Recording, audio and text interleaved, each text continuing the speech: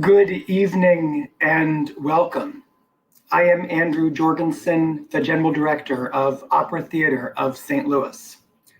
As part of Opera Theater's ongoing commitment to be an inclusive and welcoming company, we are asking our speakers to include virtual descriptions, pronouns, and land acknowledgements as they join us on screen. To that end, I am a white male with brown eyes, and I'm wearing a dark gray sweater and a plaid shirt. My pronouns are he, his. I am in St. Louis, Missouri, which is located on the native lands of the Sioux, Miami, Osage, Kaskaskia, and Kickapoo. Tonight, we are excited to share with you a new and for the first time virtual series, an extension of Opera Theater's Meet the Makers series of events. Through these conversations, we talk with composers and librettists about their creative process. Today, we welcome the three creative teams who have been commissioned for Opera Theater's New Works Bold Voices Lab. Opera Theater launched the New Works Bold Voices commissioning cycle in 2013 to support contemporary storytelling by American composers and librettists who embrace a variety of influences and musical genres. The series has included acclaimed works such as Fire, Shut Up in My Bones, Champion, An American Soldier, and Shalimar the Clown. Last year, we decided to expand the cycle with the New Works Bold Voices Lab, which invited three creative teams to write new operas, each just 20 minutes, that would respond to the challenges of this unique moment in time. We originally planned to capture these short operas on video this March, but the current pandemic conditions in St. Louis made that impossible. I'm excited to announce tonight that in place of our filmed performances, we are planning to produce these new operas live during our upcoming outdoor festival season. More information and performance dates will be shared next month, so stay tuned for details, which you'll be able to find on Opera Theater's website at experienceopera.org. Before we get started, I would like to acknowledge the leadership support provided for the 2021 New Works Bold Voices Lab by Noemi and Michael Nydorf and Sally S. Levy and family, with commissioning support from Tim and Robin Wentworth. This project is also supported by donors to the Voices Fund. Tonight, we'll hear briefly from the composer and librettist for each of our three operas, and then we'll gather all six artists together for conversation. We welcome your questions and encourage you to write in questions and comments throughout the event in the chat field on your screen. We'd love to take your questions. And now it's my pleasure to introduce our first two artists. Damien Sneed is a pianist, vocalist, conductor, and composer whose work spans multiple genres. He has collaborated with artists as varied as Jesse Norman, Aretha Franklin, Wynton Marsalis, and Stevie Wonder. One of his best-known works is We Shall Overcome, which featured Damien's unique brand of classical jazz and sanctified soul and toured venues across the country in early 2020. He founded Chorale Le Chateau, which was featured on Wynton Marsalis's Abyssinian Mass, and has served as composer in residence for Houston Grand Opera. He studied at Howard University, Peabody Conservatory, and Manhattan School of Music, where he currently serves as a faculty member. Karen Chilton has collaborated with Damien Sneed multiple times as a librettist. She is a playwright and author, and has completed a critically acclaimed biographer of jazz pianist Hazel Scott, which she recently adapted for the screen. She has also written about jazz vocalist Gloria Lynn and blues legend Bessie Smith. Karen is an actor who has appeared on stage, film, and television, and she is an award-winning narrator and voiceover artist.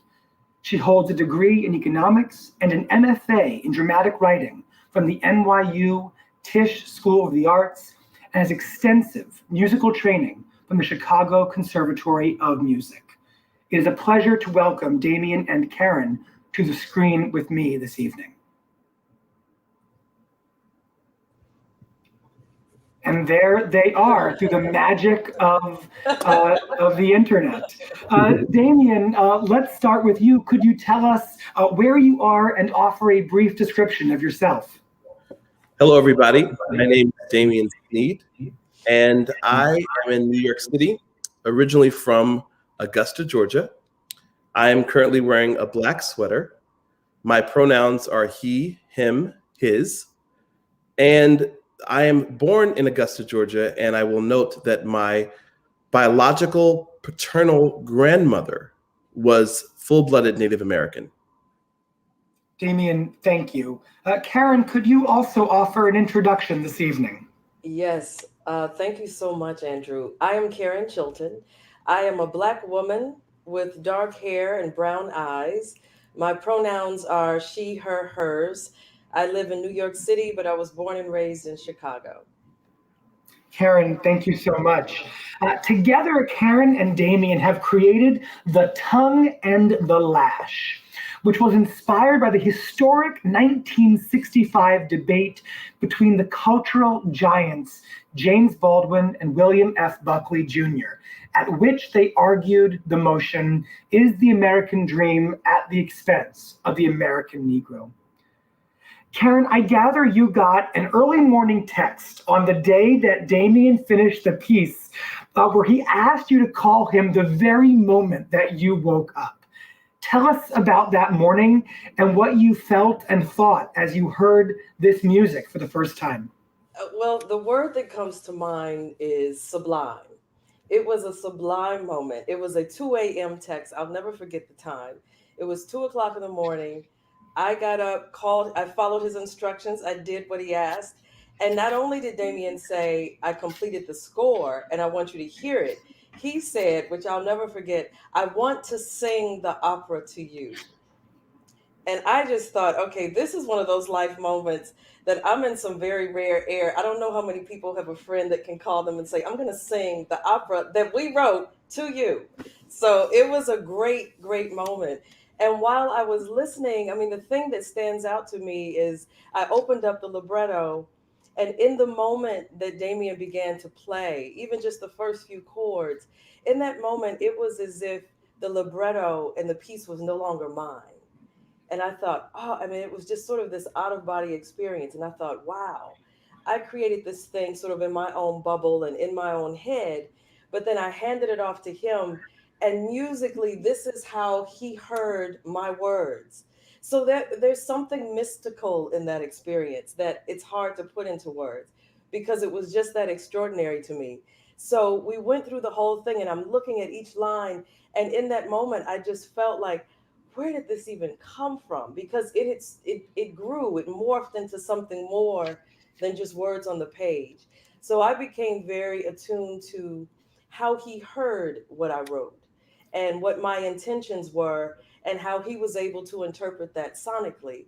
And I was really just blown away. I was blown away by the beauty of the work. And so we sat there on FaceTime congratulating ourselves for a good long time. What an incredible moment. Thank you for sharing that. Damien, tell us about the Baldwin-Buckley debate. What about it inspired you? How did it feel right for this moment in time? How did it come to you for this project? Well, first of all, Andrew, I'm so grateful to Opera Theater of St. Louis for this opportunity and the ability to work with my longtime collaborative friend, Karen Chilton. But you know, it's so apropos. It's quite serendipitous that tonight, this online panel happens to fall on the exact date, February 18th. It was 1965, 57 years ago, today, to this day, in Cambridge, at the University of Cambridge, Buckley and James Baldwin, who was a writer that I loved growing up in school in Georgia. It's so interesting that you would ask about how it inspired me. As a Black Indigenous person of color, an African-American male, I will never forget the time that I was leaving a performance at Lincoln Center, dressed in my tuxedo. I drive a German car, and I was pulled over by the police when I got to my borough, Queens, in New York City. And the police asked me, what are you doing in this vehicle? Did you take this? Are you a valet? And I said, no, I was performing. They're like, sure you were performing. So I actually had the playbill and showed them a copy of the playbill. And they got upset and they said, well, you don't look like the type of person that would be doing music. I said, well, I'm a professor. I showed them my ID. And just the fact that I had to deal with that, and that as a Black man today in America, I still feel like Black men could be an endangered species. So with everything that's happened, even last year with George Floyd and all of the political upheaval, in our striving to try to make sure there's equality for all people, no matter what culture, no matter where they're from, this opera, this short opera is an excellent example. It's the quintessential creative vehicle, the conduit to show the tension that Buckley and Baldwin had through the libretto that was so carefully and wonderfully written. But I believe people will find as they delve into the experience of this creation that Baldwin and Buckley give us hope for the future. I'll say that without saying too much about the opera, but it's very inspiring because I think it's important as creatives, as savants, that we are always making sure that our art is speaking to social issues, whether it deals with protest and reconciliation, but most of all that we're inspiring people and inspiring those to come after us.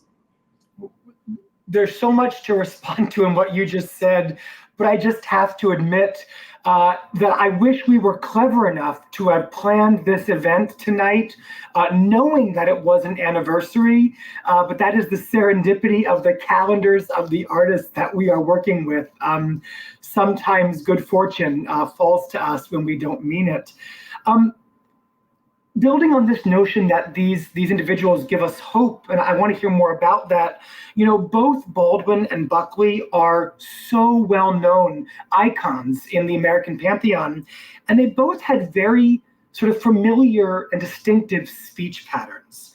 So I think it's a question to both of you. Karen, how did you start to think about their language and their cadence in the libretto? And Damien, what have you done to reflect those patterns in the music? Karen, you want to start? Ooh, I think we've muted Karen. Oh, Are we? okay. I'm unmuted now. Can you? There we go. Okay. I think in all dramatic work, I mean, the intention is to create characters that are memorable and dimensional, who have very distinct voices. And I think, as you pointed out, with these two, I just sort of hit the jackpot. I mean, these two men were extremely elegant and eloquent. And so what I did in part of my research, because I was so familiar with Baldwin, I mean, he is one of my literary heroes. I pulled down every book because I've read it all, every book, every play, every essay. I got all the footage out and I just had like a James Baldwin feast. But his speech pattern, his voice, his manner of speaking is so familiar to me for many reasons. And I think it's simply because I've studied him for so long, for so many years, that part was a little bit easier. Buckley, I did have to go and do a lot more study because I wanted to give them both equal weight. But with two men who are that eloquent and fiercely intellectual, and because this opera, this story is a two-hander, two men on a stage debating, language becomes the thing that activates the story. So for me to have two such eloquent men and their manner of speaking so specific, I mean, it was like a playground. It gave me so much room to play. And you have Baldwin, born in 1924 in the poverty-stricken parts of Harlem, Black man, grew up in the church, and then you have Buckley, white man, you think blue blood, New England, Ivy League. They couldn't be from two different worlds. So diverse. So it gave me a lot to play with. And what I did was I used the language to help tell the story. And I trusted myself. I said, I know this. I mean, once I got over the intimidating notion of, oh, you're actually going to put words in James Baldwin's mouth? So that's what you've signed up to do? So once I got over that and I trusted myself, I was able to come up with what I think, I think that it captures their essence. And then Damien took it the step further musically and interpreted what I wrote. So Damien, build on that if you can. how did you think about these two incredibly distinct voices building with Karen's words to add a musical imprint? And in Karen's words, in her description of Baldwin, an effete gentleman, cosmopolitan, if you may, and as she said, Buckley being sophisticated and Ivy League, but also sly and smug. Surprisingly, I discussed this with Karen.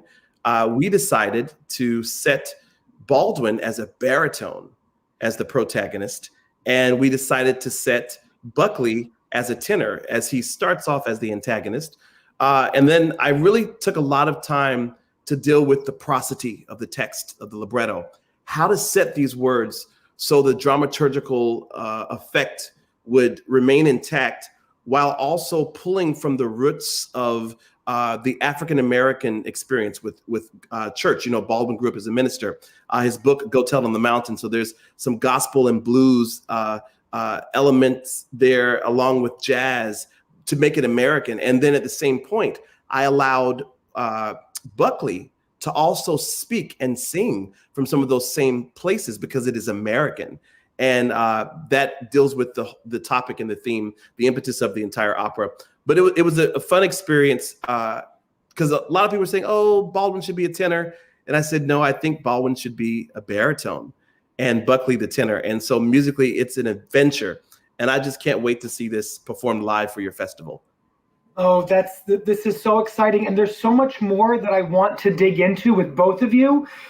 But for the moment, we're going to move on to our next in the triptych, and we're going to move you back to the backstage area and introduce our next two artists more in a few minutes. Our next two artists are equally exciting.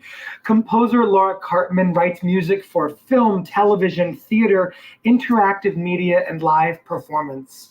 Laura is a Grammy Award winner for the multimedia opera Ask Your Mama, based on the iconic cycle of poems by Langston Hughes, which featured collaborators as wide-ranging as Jesse Norman and The Roots. Laura has received multiple Emmy Awards, most recently for the Discovery Channel docuseries Why We Hate, and recently also scored the HBO hit series Lovecraft Country. Laura earned a doctorate from the Juilliard School and serves as an advisor for the Sundance Film Festival and a faculty member for USC's film scoring program and the San Francisco Conservatory. Taura Stinson is a vocalist, producer, composer, songwriter, and author. She has worked with recording artists as varied as Mary J. Blige, Usher, Jennifer Hudson, and Steven Tyler. Her film projects include work for Men in Black, Mudbound, Black Nativity, and Step, among many others. Taura has been nominated for an Oscar and Golden Globe for her film work and received a Critics' Choice Award. She has authored several books and is a frequent collaborator with Laura Karpman. Laura and Taura, please join me on screen here and welcome. Hi.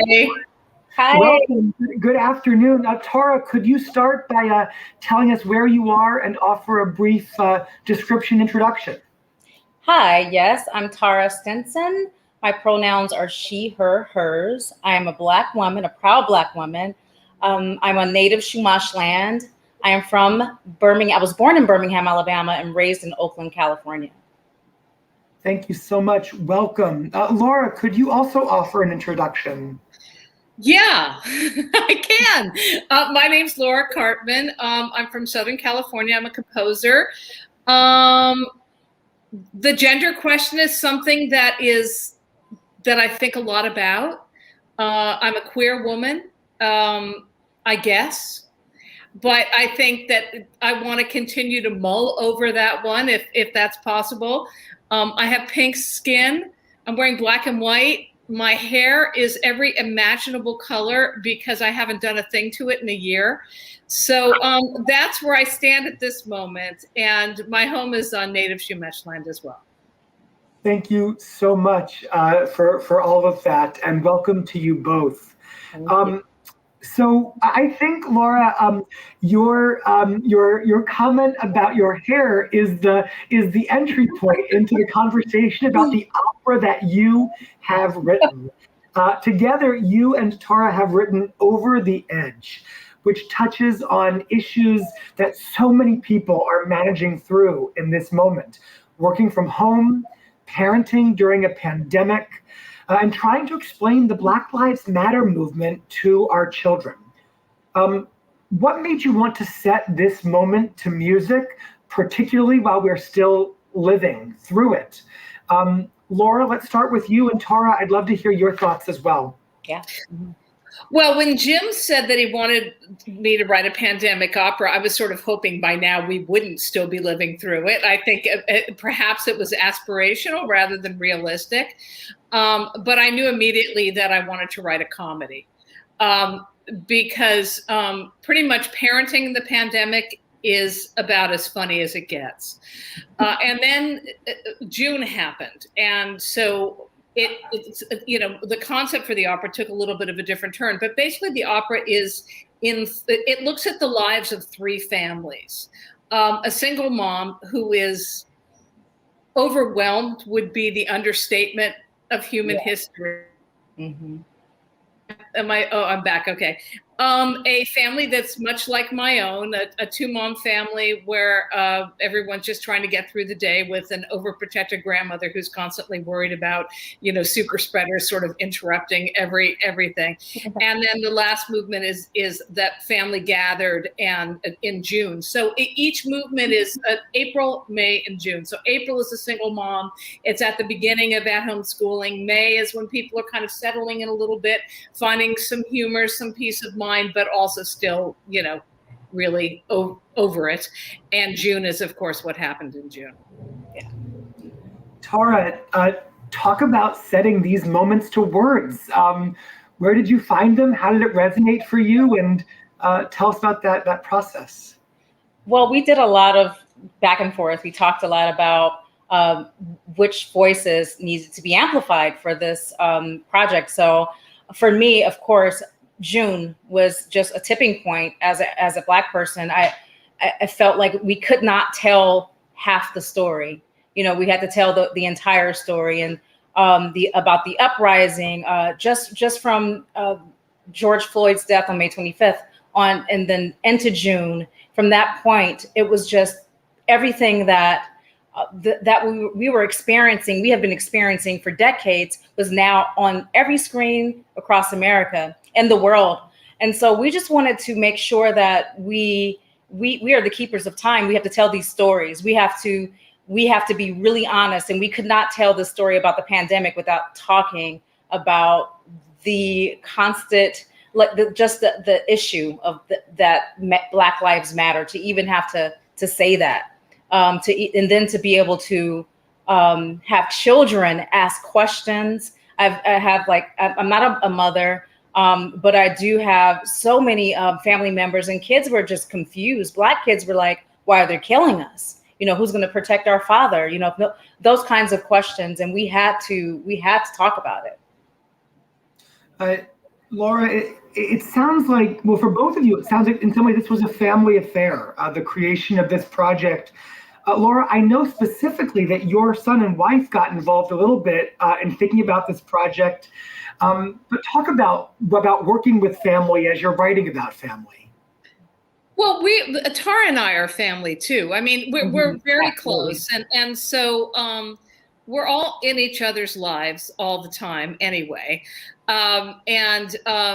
It was really funny because the second movement, as I said, it sort of started out to be about my family, and then there was all these like Lovecraft references in there, and I thought they were too obtuse, right? Yeah. So we changed that. So it's kind of about Nora's sister, who's an attorney, and the wife who's constantly cooking, and the kid, as I said, his grandmother's interrupting, and the kid is on Zoom and figuring out ways to play Minecraft and Bed Wars while he's like smiling on Zoom in class. So there's all of that. But working with family is something I'm very, very used to. My wife and I work together all the time. She's a wonderful composer too. She's has a master's degree from Juilliard in composition. And so we work together. Taura has been a part of my family life since we first collaborated in 2013. And then we just kind of became sisters. And so it comes naturally to us. Let's put it that way. Yeah, totally. And I was able to interview Laura's son. So that was like the highlight of the process for me, to hear directly from the mind of a child who's like super, super, super intelligent, and to see how he's processing everything. And it was he guided me in so many ways that I wouldn't have considered. I think there's one a slight spoiler is in the instrumentation. The percussionist actually plays a keyboard, kind of like in the old days, the typewriter thing, and he's playing a computer keyboard along with the kids singing in the second movement. Yes. I can't wait for audiences to hear that. Taura, I think this was your first opera libretto. Yes. How is writing an opera libretto different than writing a song? How was shaping this story arc different than shaping the story arc in other work that you have done? I think it's parallel in a way, because I for anything I write, from now being a librettist to being a lyricist to being an author, I always start with the words. I comb over every word. They all have to make sense. They all have to hit me in my gut and my heart. So and Laura knows that about me. I would just I can spend a week on a sentence just to make sure it's the perfect sentiment. So in this regard, it was very similar. The challenge was making sure that the vocalists, that they have time to stretch, and that people can understand the dialogue, and not over, when I'm writing a song, I'm like, oh, background's here, and we're going to put a little bit of an effect there. But no, here it's very pure. And I really appreciate that about the process, being able to just hear this art form come to life. It's like angelic. It was just like a beautiful, beautiful experience. Laura, similarly to you, thinking about writing at this length and thinking about that story arc, how does that translate from the words that Taura's given you to a musical narrative? I think really pretty easily. I think that it was with every librettist that I've worked with, I work with the words. Sometimes I need repetitions. Sometimes I need rhymes. So, as I'm composing, I have different things that come up that I need, And so with this particular piece, as I do all the time, I kind of sing through it. Taura is a fabulous singer in her own right. And she had sent me a tape of just kind of singing through the words, which was nobody has ever done. And that became the basis for the last movement in particular. And the other ones, I sat here and worked and kind of sang through everything. And if something didn't feel right or I needed an extra word, I asked her for it. And we just kind of went back and forth. In terms of the time framework, we are both used to working in incredibly short deadlines. That's what we do. For this one, I gave myself a week because that's all I had. And so that's what we did. And so it was fine. And it's the spirit of it anyway. It's also frenetic that our lives right now are so frenetic that I think they're both incredibly boring and totally frenetic. So it was perfect for the topic, I think. And I want to come back. There's so much to dig into there as well. And I want to dig in when we get the whole group into the writing of these conditions. For this moment, we're going to return you to the backstage and introduce our third duo. But thank you so much for this extraordinary work that you're sharing with us. Steve Mackey writes for chamber, ensemble, orchestra, dance, and opera, commissioned by the greatest orchestras around the world, and winner of awards from the American Academy of Arts and Letters, a Guggenheim Fellowship, and a Grammy Award. As a teenager obsessed with blues, rock, guitar, Mackey was in search of what he called the right, wrong notes, those moments that imbue the music with new, unexpected momentum. Signature early works merged his academic training with the free-spirited physicality of his mother tongue rock guitar music. He serves as a professor of music and former chair of the Department of Music at Princeton University.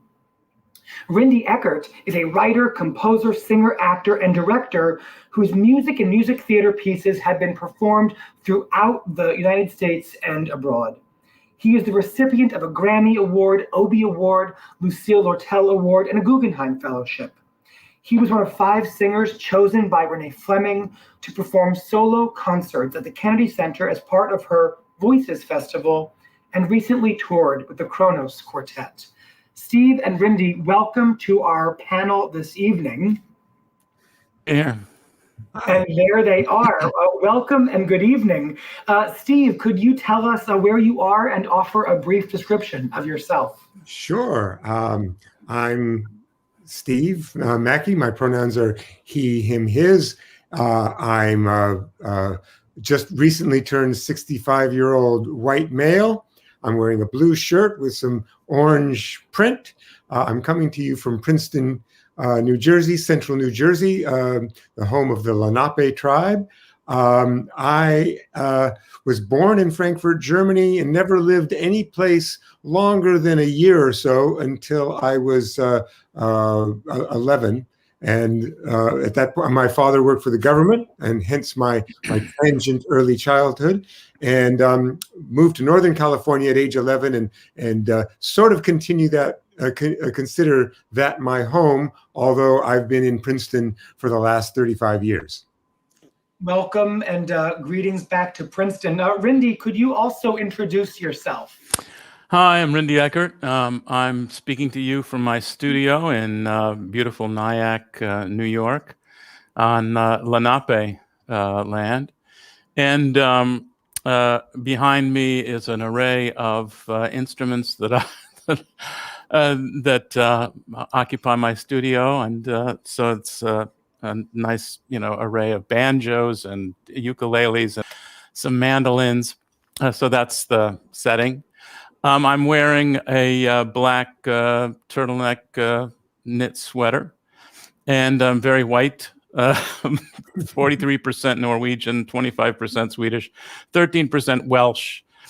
So I've got that to live up to, or live down, if you will. Welcome and thank you both for being here. So the opera you have created is entitled Moon Tea, and it's a story that, at least at first glance, would not seem to have an obvious tie to this moment. It's a reimagining of the meeting between Queen Elizabeth II, her husband Prince Philip, and the Apollo 11 astronauts. Steve, can you tell us a little bit more about why you chose the story of the moon landing and the importance of science and the allure of the unknown for this moment? Well, I think there is certainly an escapist tangent to the opera. It's a I would add, not only a reimagining, but a surreal reimagining of that meeting. And it's, I would say it's a comedy. I think, so on the one hand, there was an escapist aspect to it, but on the other hand, the core of it, the sort of the crux moment, the climax, if you will, is a moment when these diverse characters, Prince Philip, Queen Elizabeth, Michael Collins, Neil Armstrong, Janet Armstrong, they spend the whole opera in their own worlds. And this has been a time when we've all been in our own worlds, kind of enforced narcissism, and the climax, or the thing that puts the story over the hill and makes it relevant and meaningful to me, is when they all come together out of their narcissistic reverie and realize, holy moly, some human being went to the moon. And it's sort of, to me, it brings back when I used to live in England. As I said, I lived all over the world until settling in Northern California in my teens. But I remember being in England and having people at a time when people liked Americans. We've the last 4 years in particular have been a time when being an American was rough. One got odd looks, but I remember walking down the streets in London in the early 60s and people coming up to say, "Oh, you're Americans. Congratulations on your John Glenn." And similar reactions to the moon landing. So there's this sense where just the idea, and it's a metaphor really, of the glorious possibility of coming together, with a joint task that can pull us out of our narcissism. That is so powerful. And we'll come back to you in a moment to talk more about the story itself. But Rinde, I have to say, so was this Steve's idea? And what did you think when Steve said, let's write an opera about the moon landing during COVID? And how did you come into this story? Well, it's as usual, Steve and I, Steve brought me a kind of germ of an idea, and then I had a little flash of something. He wanted to, he offered me two ideas, and suddenly I had this bee in my bonnet. I saw it almost happened all at once, because I saw a kind of strange juxtaposition of ironies in that fact that in this case, the royal couple, Queen Elizabeth II and King Philip, Duke of Edinburgh, are watching the moon landing on TV, and suddenly they get why don't we have tea with them? We'll invite them to tea and we'll meet these guys. In the meantime, Philip goes into a kind of out of body experience of being at the center of everyone's attention. He's a guy who's always second fiddle to his wife, who's the main attraction. And so he imagines himself on the nose cone of the rocket heading up, and this force, this kind of wonderful force of that's driving him up to the moon. And similarly, Queen Elizabeth will later have this fantasy. They offer her a moon rock as a present, and she goes into this surreal fantasy. It's like the Lumiere brothers' trip to the moon, where suddenly she's bounding weightless across the expanse, and she's, as she says, she's all by herself. She's finally free of her. So they imagine themselves kind of free of the traps of their station. Meanwhile, the guys who've just come back from the moon, these fabulous heroes, the only thing that they're concerned with are all completely petty. So while these grand kind of historical figures are dreaming of the moon and traveling somewhere, the guys who've actually been to the moon, these incredible guys, are back, and Neil Armstrong he's just obsessed with how sick he is. And Michael Collins is complaining that he had to wait in the car while everybody else got to walk on the moon. He and Buzz Aldrin and Neil Armstrong got to walk on the moon. He had to stay in the pod, orbiting the moon. So he feels like, they just left him in the car while they went shopping.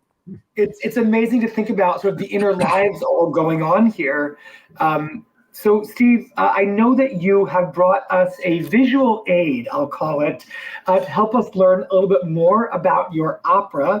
And I gather a family member helped with this. Could you tell us a little bit about it, and then we'll take a look?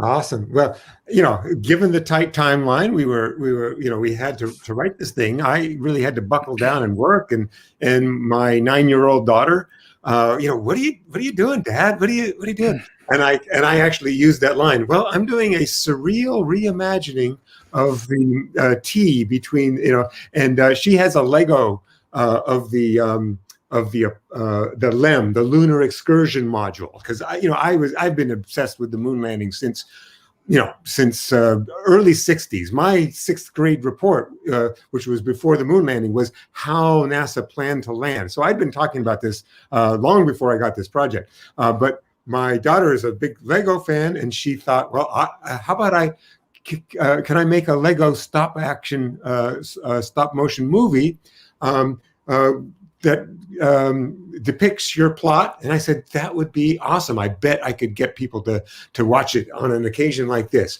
So she did this entirely by herself. Well, then let's see the Lego stop action movie that your daughter has made of Moon Tea.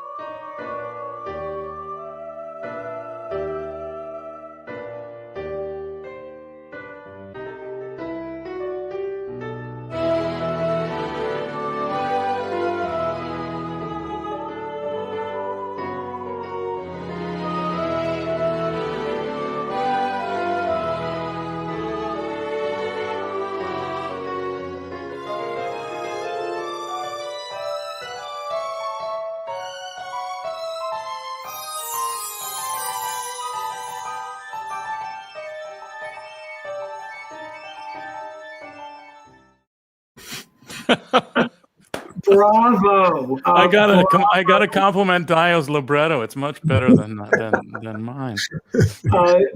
Steve, I think that there may be a future there in cinematography, and of course that was some music from the opera. I have more questions for you both, but let's welcome back all four of the other artists. And as I welcome them back, I would love to remind our audience, please. We'd love to have your questions and comments in the chat, and I'll try to get to as many of those questions as I can. Let's welcome back the other artists now. So as we welcome you back, welcome back. This is an extraordinary assembly of brilliant minds, and I just have to say what a joy it is for us to be collaborating with all of you on these three really wonderful and individual works. And of course, they're all different, but what you all faced was a number of constraints on this process, very different from the usual opera writing process. Usually we give you a couple of years. We gave you a couple of months. Usually we give you several acts over an evening. We gave you 20 or 25 minutes. Usually we give you lots of singers and a full orchestra. We told you social distancing, small forces, and no instruments that will aerosolize and spread the air. COVID restrictions made this a really challenging or different process. Let's start with Laura. I think you hinted at this before we, in the first conversation. Did you find those requirements restrictive, liberating, challenging, fun? What was it like? I thought I just had 15.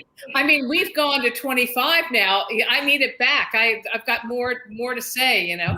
No, I think it's fine. I like it. I mean, it's, as I said, the nature of my creative life is all about this. It's about an allocation of time and resources and different scale projects. And so it was really, it was very, very much in keeping with the way that I sort of run my musical life and my studio. So it felt good.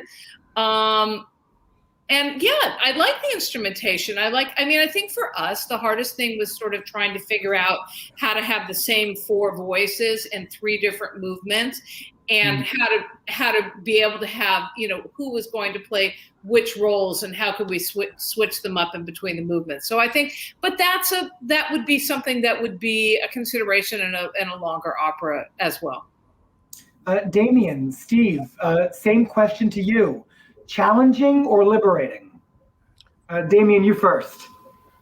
For me, I thought it was going to be a challenge, but it was actually very liberating. I think it's because of the groundwork ahead of time.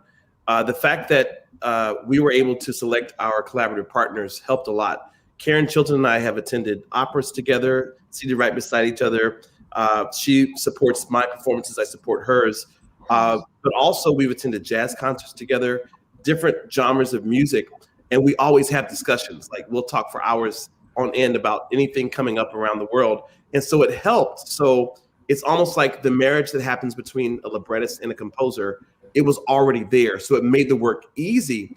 And there's another thing. I'm so honored to be with all these great creatives here, but there comes a point in your creativity where you stop second guessing yourself and you understand that everything that you are inspired with or that comes out of your muse is good.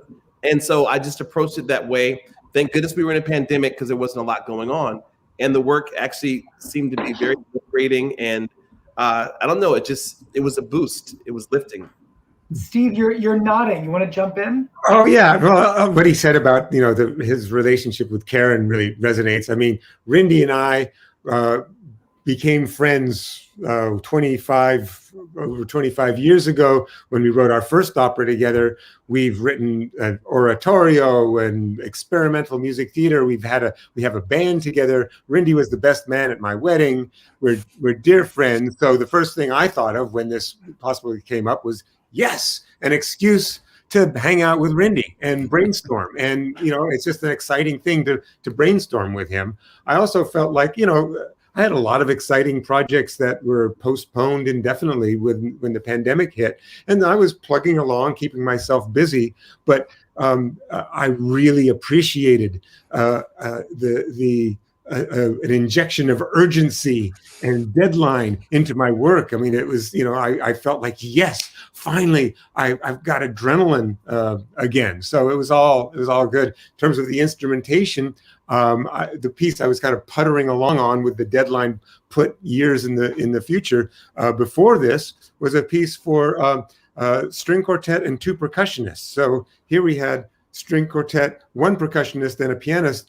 I was in that mode already, so it was hitting the ground running. So everything just sort of clicked, and like I said, calling Rinde gleefully, let's do this.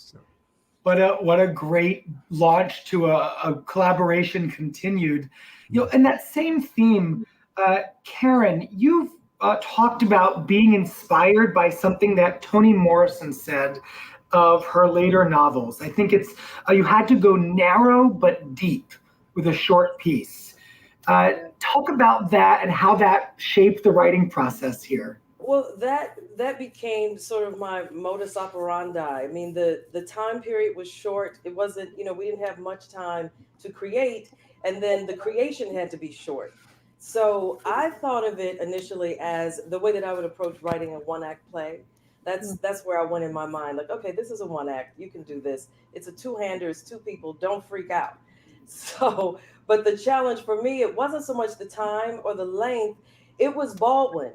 It was Baldwin in the room for me, because he's a writer that I cherish so much. And in that moment, sort of what Taura was saying earlier in their segment about all of the Black Lives Matter protests that were going on last summer, all of the tragedies that were happening, I felt if ever there was a time we would need to hear the voice of a James Baldwin. So that weighed heavier on me than, oh, I've got a week and it's got to be 20 minutes. That didn't bother me. It was Baldwin in the house that kind of had me a little shaky. And then I had to get over that and just do it. So just write, just sit down and write and embrace this moment and embrace this idea that Damien and I, we get to cherish him. We get to honor him through opera. So that became the thing that really invigorated me. And it was really just getting those first couple of lines out. I'm like, if I can just write this aria, then I can write the rest of this. So once Baldwin started speaking, the rest of it just sort of took off. Karen, can I say something? Can I? Please. Karen, have you seen Lovecraft Country, the first episode? Yes, of course. You know that that Misha used the Baldwin as music, literally. I mean, the show creator used part of that conversation as a really underscore over a landscape of what America was at that time. And it just was so brilliant because his words our poetry and song. And so I completely understand, having him look over your shoulder must have been quite an experience. Yes. A tough one. Absolutely. Yeah.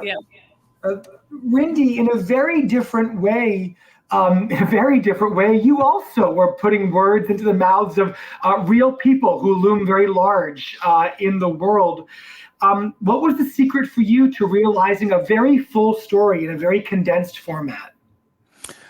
Well, it came together rather quickly when Steve and I got together. We just started talking about form, and I think we started really with just form of it, and it started rolling. And the way Steve and I work, and once we're in the kitchen together, which is our favorite place to be, one or the other of us is bouncing up from the table at some point to kind of dance things around, and so we quickly realized that it could what the structure might be, and once the structure was there, it quickly organized itself into a set of arias, then culminating in a quintet.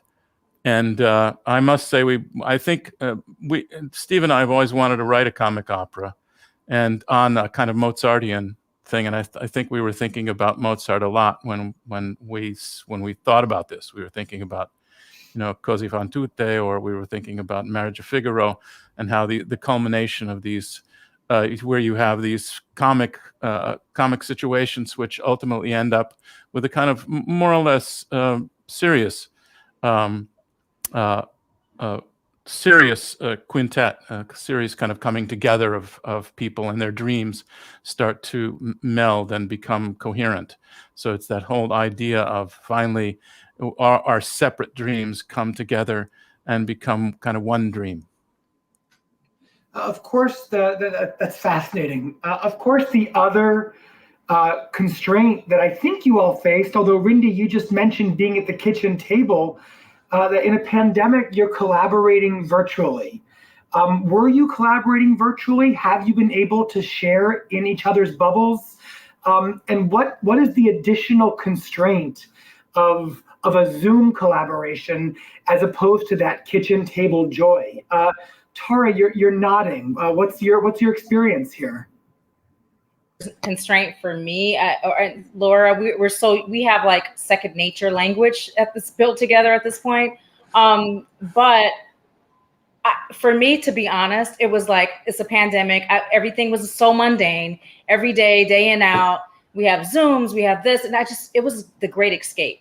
It was like to be able to do something that's so amazing and important for the first time, and with Laura. And even though we were miles apart and we weren't working, we weren't in each other's bubble, it felt that way. We were able to collaborate in a way. Sometimes we get on the phone or Zoom or a text. Everything was always like funny, because with the exception of our third movement, but we wanted to bring some comic relief to it, because we were so tired of crying. We're so tired of just watching. I was obsessed with the news. I don't know if anybody else was during this time, but I spent way too much time on that. So every time I talked to Laura, talked to her son, Benny, talked to Nora, we just wanted to just be able to have this great escape. And I think we were able to do that.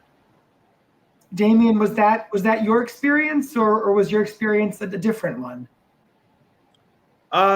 It just felt like we weren't apart, because we can sort of work together blindly. But I'm in total agreement with Taura.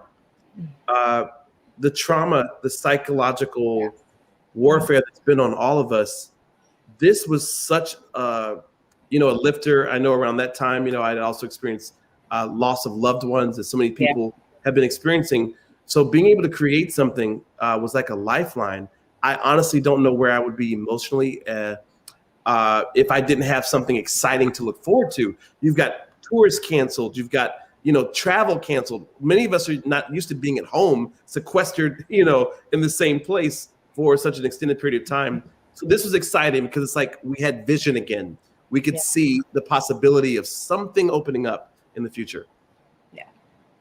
Agreed. Steve, please.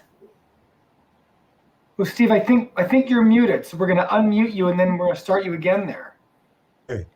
There we go. I was going to say it was a warm October in central New Jersey, and Rinde and I were able to get on my deck outside with the new restaurant heaters that I had purchased, and we really did, were able to dance on my deck together as we usually do. And then once that sort of that fire is lit and we're excited and we're physically engaged, then the back and forth over email is like it always is. I would say it's like a bubble in a bubble. It was like, we were already in this bubble, but then when we got together and we went over all of this beautiful music, we were in our own little tiny bubble, within the bubble. And that just felt good. Even with all the Zoom meetings and all the other Zoom stuff, this was the one that you look forward to. It's like, let me get all my gadgets together. Let me comb my hair and try to, look presentable, and let's get into this music. Let's get inside the music. So it was like just some moments of escapism and a little touch of bliss in the midst of all the madness. Yes. So you're all talking as we go through this conversation about the many crises that we have been living through across the last year and last summer when we asked you to write these pieces. What's the role of art in bringing our society back together? What can that role be? And what are you most looking forward to when we start to be able to come back together to create art in more normal ways again? And any of you have thoughts on this question? I'd love to hear about how art and music and works like these can start to bring us back together, or can they? I'd love to say something. I think that our role, we will become the physicians, so to speak. We will become the counselors. We will become, as we already are, those who are the balm, so to speak, in Gilead, that phrase. Music and art is definitely a part of our lives, art itself. But for people who have even considered cutting arts funding in schools for children, for those who are struggling with the idea of whether we will go attend the opera or we'll go to the theater and hear a monologue, I think now, even going to the circus, I think because there was an absence of something, there's a phrase that says, sometimes a heart, I'm paraphrasing, can grow fonder when there's separation, when there's distance. And I think there's going to be a rush. There's going to be people just running to bathe themselves and steep themselves like a tea bag in hot water to exude this love and this expression and the safety, the cover, the quilt of the arts that will allow us as a people to unite globally beyond lines of race, beyond lines of our differences, but to allow the music to express anger, angst, difficult expression, and just to be able to come together. And it's wonderful. I know that our opera is very serious, but I'm looking forward to these operas that include comedy, that are comedic, because people need to laugh again, and not laugh in a cynical way, but they need to be able to really laugh and at the same time accept history and accept reality. And I think that's our job. We're existing in that way. But I think the arts is just going to blossom and burgeon as never before. I see so many nodding faces on the screen. Taura, I think you wanted to jump in. It's important to note that the music didn't stop, specifically to the art form of music. The music hasn't stopped. Streaming was at an all-time high. People were introduced to so many different kinds of music and art forms. And I think that when we come back together, we'll be we'll know more about different kinds of music, different styles of music. We'll be more open to things that we were closed to before. And I'm just so happy to be a person, a creative who's been able to tell these stories through music. Laura, do you want to add to that? Yeah, it's interesting. I've thought a lot about this, and I pray and I hope and I believe Damien's right. I think we all miss live performance in ways that are unimaginable. That we can't, whoever thought, I mean, the things that we think back on. But I have to say, there have been some things that have happened that have been extraordinary. And I started this online orchestra because there was no other way to record. And so we did Lovecraft with everybody in their living rooms. And Janai Brugger is a great singer. I wrote an opera aria for one of the episodes. And I mean, she sang this thing in like her closet with her husband, Javier, holding up like the blanket floating a high sea. I don't know how she did it, but it's crazy. So, I mean, I think that we know what doesn't work. We know not having our kids in school is a disaster. We know not sitting together in a room is a disaster, but we've also discovered that there are ways of collaborating and having collaborators that are in utterly different places. Now that's a boon. And that's interesting to think how that will continue, and that being in different parts of the world is not prohibitive to meaningful collaborations. So let's see what we take away from this as well in terms of sustaining that. That one of the really exciting things about what you're both saying, and a question to build from that, is that what may be unique about this panel of the six of you, none of you works only in one genre. All six of you work sort of, in fact, prolifically across many different genres of music and writing and media.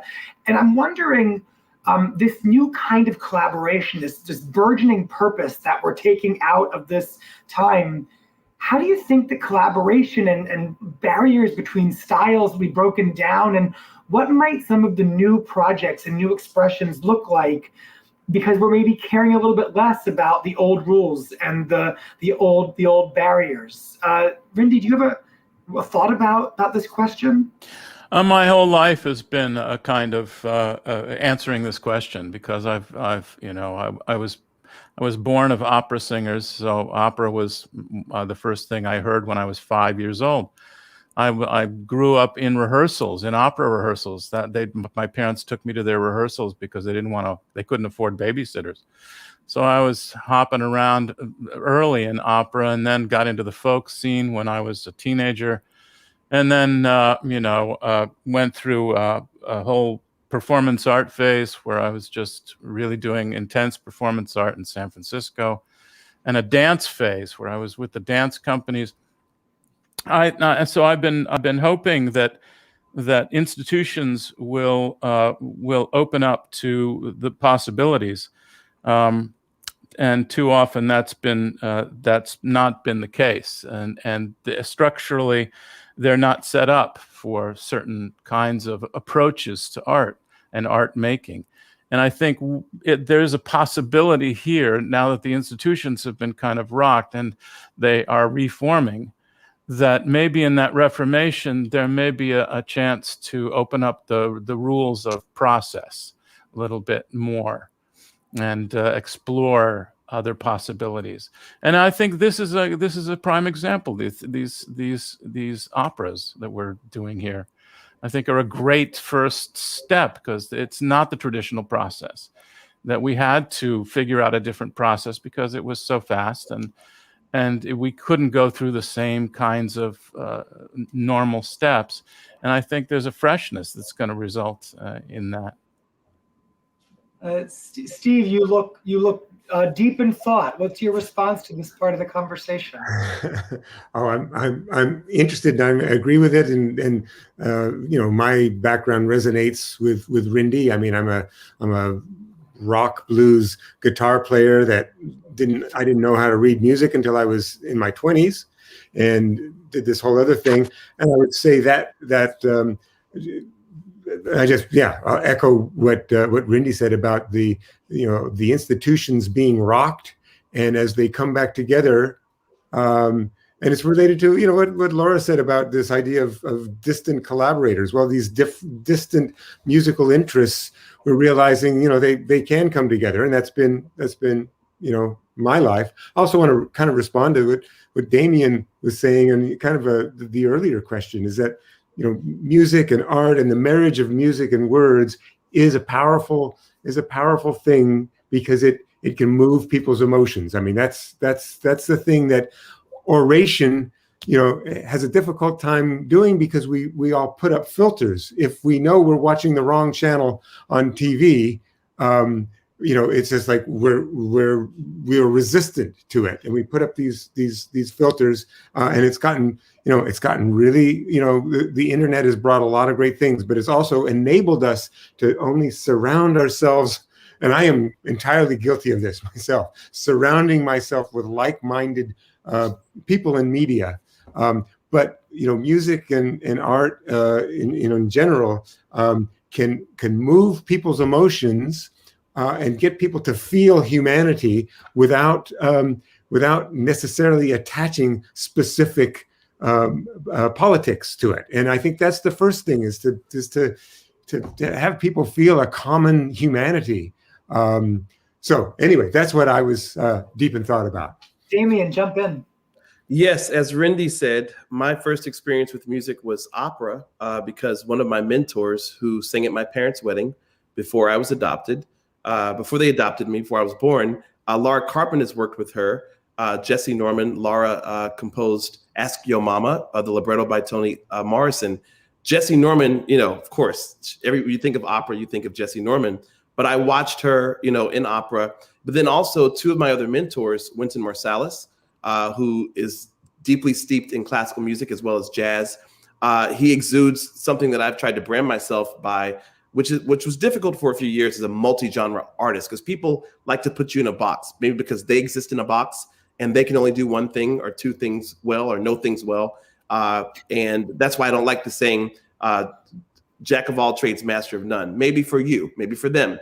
And then another mentor of mine, Aretha Franklin, we spent countless hours on the road where she wanted to talk about opera, Puccini. And I would say, well, which soprano do you like? Or Strauss? Or, well, I like this person in Ariadne. And I was really shocked at her knowledge and how extensive her catalog was for understanding opera, not just a few surface things. But I think this is great. And I think it's a move towards the future. Hopefully that audiences who attend opera and people who love opera or drawn to opera will not just be a certain demographic, or people, or even opera companies. That's why I say Opera Theater St. Louis, opera companies that don't only program the same works that people have heard 90 million times, but it gives a chance for people to imagine this larger than life art form in a way that can sort of meet them where they are, but also transcendently whisk them into a place of imagination. Laura, you look as though you want to say something. Maybe I do. When you're so right, Damien. And I tell you, when we did the aria I'm bringing up Lovecraft all the time. I don't mean to, but I guess I am. I love that aria. I've watched it 50 times. Well, do you know that in my entire career, never have I had more people reach out to me from every imaginable musical background. And after about a week, I called both Jim and Francesca Zambella, is a good friend. And I said, we are missing an audience here, because the people, they had, like many of the people who reached out to me had never heard an operatic voice. And they were very, very touched and moved by it, by the dignity of what that moment was. And so I think you're right. I think that there are audiences that are being stupidly missed by people who are hanging on to the past in binding ways that no longer suit any of us, and that has to change. It must change. And I think that when we come out of this, and if what you're saying is true, Damien, that we come out of it and the opera explodes, art explodes. I think what also has to explode is diversity in these institutions in ways that has not been at all dealt with, and still hasn't been dealt with, and we must insist on it. We must insist on it, because it's enough. Period. Bravo. Well said. And something that I know we at Opera Theater are committed to. that we must, at every level of our company, on stage, off stage, backstage, really pursue a different level of commitment. I think we've learned that, and it's too late, but it's absolutely crucial. We're coming towards the end of our time. I want to ask a question of all six of you, and I'm going to start with Karen. This has been a year of incredible isolation and challenge, and we've all been rocked from our routines. What are you doing to care for your inner artist as you navigate through this incredibly challenging time? It's a question I'd love to hear from each of you about, but if I don't mind putting you on the spot, Karen first. No, I don't mind at all. I can't complain. Like when people ask me through this whole past year, how are you doing? I just keep answering, I can't complain. I've been busy. I've been busy creating, and I'm so grateful because, like Damien said, I don't know what my headspace would be if I wasn't working on all of these projects. So it was sort of an embarrassment of riches. It was me working on an opera, writing 2 plays, working on a screenplay, at times where I just thought I'm losing my mind. Either I'm going crazy or I'm doing some brilliant work. I don't know yet. I might be just losing my mind because I haven't left the house in months. So, and I'm in Manhattan. We live in boxes. I live in a box. I'm like, I might be going mad, but I really do love all this work that I'm doing. So I have fed the artist. I have been feeding the beast because I haven't had any choice. All of these projects have sort of miraculously fallen in my lap at a time that I don't know when I've ever been this busy doing so many different things, when so many different parts of my craft have been called upon. So I have no complaints. I'm just trying to live up to the work. That's my answer. That's an inspiring answer. Rinde, how do you feed the artist during this time? Oh wow! I've been working on skills, and I've also been having to write music for podcasts and things like that. So I've been busy writing music as well. But I think I started taking piano lessons, and serious piano lessons. I thought, well, I'm gonna. And it's really improved everything. I mean, and it's not only that, it's improved my understanding of spiritual life. It's just been amazing. I just started working on a very deep level of skill. I told her, look, I'm not going to be a virtuoso pianist, but I want to be able to touch this instrument and really touch it deeply. So she said, you really want to go there? I'm going to bust your bottom with this. So, and she has. It's been great. So yeah, skills, and then we're artists. We can't help ourselves. If we could, we'd probably do something else. But it's our lives. It's the way we function in the world, and I think it's the most beautiful way to look at the world.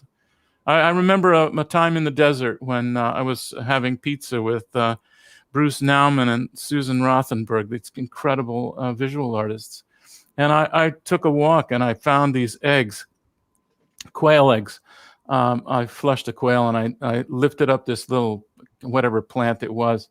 And I went back and I told Susan Rothenberg, this great painter who's recently deceased, and I told her about finding these quail eggs. And she said, oh, can you find them again? And I took her back and I watched her look at these eggs. And I thought, and then the way she looked at those eggs was like no other person I'd ever seen look at a set of eggs. And I realized she was memorizing these eggs. She was like mapping them into her. She was absorbing them in the way that visual artists absorb things. And I thought, yeah, that's it. That's to be an artist. You look at the world in a way that where you absorb things in a very deep way. And that's beautiful. That is beautiful. Thank you. Damien, a thought from you. As Karen and Rinde said, this season was filled with writing a symphony, the string quartet, working on a film score. So I found that I went back to simple things that I feel like I'd lost touch For example, I started cooking a lot more. I've stopped now because I miss food and takeout. But I really started cooking, and the process of waiting, the process of preparing, the process of enjoying your creation. That's what I got from that. And then also, I took a lot of time to say, Damien, you need to sit down and binge watch an entire 5-season, Hulu or Netflix, nothing to either, company, but just watching stuff. Like I've watched Lovecraft like 3 or 4 times, literally, because I wanted to absorb art from other people. When we're so busy performing, it's a different hat. It's a different execution. And then also I got a pandemic puppy. He was born September 1st, and he's like 5 months, a little over 5.5 months. And it's been a bundle of joy just looking at something living, growing, and having to take care of something and not being at home alone in New York City. So for me, as Rinde just said, the simpler things, becoming more spiritual and aware of what's around me. Like Stephen said, just focusing on things and memorizing and finding a deeper place, a deeper seat to be able to paint from, a larger palette, so to speak. That's wonderful on many fronts. Thank you for sharing that. Steve, your thought about self-care and feeding the artist during the most challenging year. Well, the beginning of the year of the pandemic, March. Let's just say it like it is. I did sort of panic, and I had all these exciting things that were postponed indefinitely, projects. And my lifesaver was I decided to write a series of electric guitar etudes. Nobody's ever going to commission me to write pieces for me to play by myself, and I kind of always wanted to do that. It's time in the world. There's enough electric guitar players that actually read music. The old joke: how do you get an electric guitar player to shut up? Put music in front of them. I decided to do that, and that kept me going. And then I got the rhythm, and then I got a rhythm of life. Basically homeschooling my kids. I've got 2 kids. I now have 2 dogs. And I do all the cooking around the house. My wife's also a composer. We feed each other. We, play each other music. So we go back and forth, and I do the cooking and homeschooling and take care of these dogs. And it's been a rich and full life. The dogs are going to freak out when people leave the house, whenever this is over. They're going to well, what happened to the pack? So, yeah. I know our dog agrees. She's never been so happy than to have both dads home all the time. Yeah. Laura, what's your feeling about this moment? I don't know. I mean, I've been busy, thank God, and very, almost too busy. I'm very, very, very, very blessed and lucky. And I'm fully booked, which is great. With commercial stuff, with TV shows and things like that. I've taken up fencing, which has been crazy. I've never had a hobby. I mean, I've never done anything but music. But we're like those of us with kids. We're busy, because it's hard. And I think, to be completely honest, I think a lot of it is really trying to mitigate tremendous anxiety, more than I'm used to having, I think. Fortunately, as I said, the work has not been a problem, but, you're worried if you step out of the house, you might, get a disease and die. I think that's something substantial that one has to deal with. Another reason to write a comedy about it, I think. I think Nora and I have talked about this an awful lot, as I have with many of my friends. I think trying to not overthink and trying to not overplan and overpromise, and keeping things as simple as humanly possible. As Jesse Norman, like Damien, you'll love this, because she's been such a guide for us, and Jesse just did one thing a day. right? She was at whatever she did, she was excellent at, but it was just one thing a day. Now, none of us have the luxury that Jesse Norman had of doing one thing a day, but it's something I think a lot about, like, what is the thing that I need to get done today that I really need to get done? And I think that's a kind of a self-care that I've done at this time. And, you know, also tried to get out and go for walks with people so that I don't become a complete weirdo, because, you know, we're isolated at, you know, as artists anyway. And I'm just afraid I'm going to become like completely agoraphobic and just 100% weirder than I already am, which would be a problem, I think. Thank you for sharing that, and thank you for leaving your home, at least virtually, tonight to join us. Taura, we're going to give the last word to you. What's your thought about navigating this extraordinary and very challenging time? I'm really big on manifestation, and I started off the top of the year with just like, my mantra is believe, become, repeat. And I did a lot of that. And so I willed a lot of things into my life and was really busy. Worked on Karpman with Nicholas Bertel, was like a highlight of my film experience in a while in Central Park, just like a lot of different musical things that I wasn't working on before. And so I believe, I know that I will that into my life with just the thought process of saying, I will have what I say. And so I spent a lot of time saying things, talking to myself, you know, just saying things to myself and watching them come true. In addition to walking with friends, just to make sure I get vitamin D and sunlight and try not to freak out. Although I did end up getting COVID, and I recovered, you know, thank goodness. I'm just so grateful for that, because, you know, there's so many people who have not. And so just spending a lot of time in gratitude. What a beautiful sentiment. And it is with gratitude that I will take it back now. What a privilege to spend time with the six of you this evening. Thank you for sharing your thoughts, your insights, and thank you for sharing your art with us. It feels like we're at the beginnings of making something new. And for that, we are extremely grateful, and it's a privilege that we never take for granted. We look forward to making art live and in person with all of you in June for our outdoor opera season. So thank you again to the generous supporters of our opera company, of our New Works Bold Voices Lab, and just to all of Opera Theater's donors and audience members who have stayed with us during this incredibly challenging time. We can't wait to see all of you in person and on screen in many events coming across the spring, and again when we gather in person for the festival season.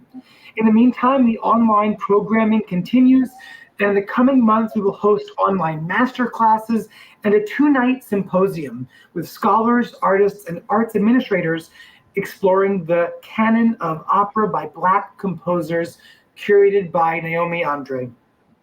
I hope you'll visit experienceopera.org for more details about all of this and all of our work. Good night, thank you so much, and stay well.